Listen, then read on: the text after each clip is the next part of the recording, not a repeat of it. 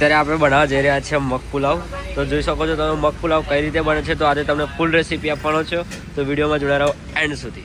તો સૌપ્રથમ આપણે નાખી દીધું છે અંદર તેલ, જોઈ શકો છો. ત્યારબાદ આપણે ચાલુ કરી દીધું છે ગેસ.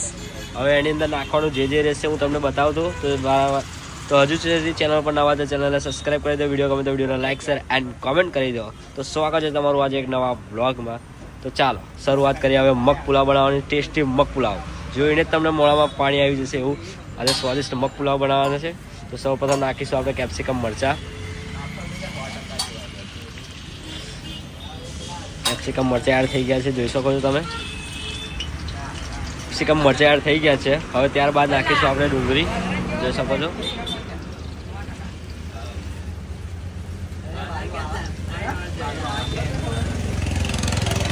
ડુંગળી એડ થઈ ગઈ છે, જોઈ શકો છો તમે. તમારા હિસાબથી તમારે એડ કરવાની રહેશે ડુંગળી. હવે ત્યારબાદ નાખીશું આપણે કોબીજ.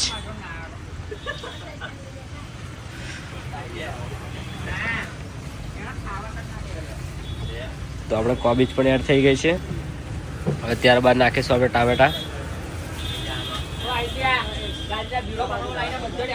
જોઈ શકો છો બધું શાકભાજી આપણે ટોટલી એડ કરી દીધું છે.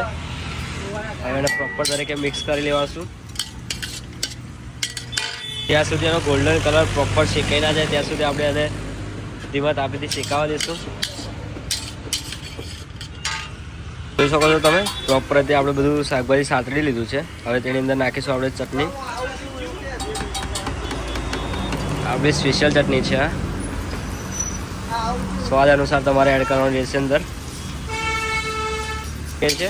હવે એને પણ આપણે મિક્સ કરી લઈશું.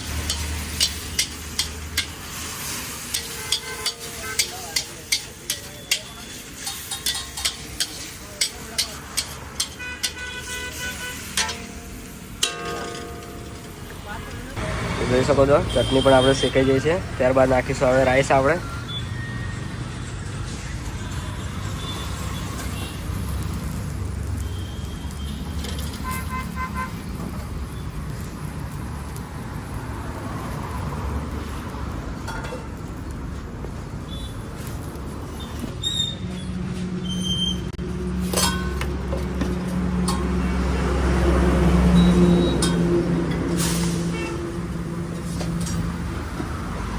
મગ પણ આપણે એડ કરી દીધા છે, જોઈ શકો છો તમે.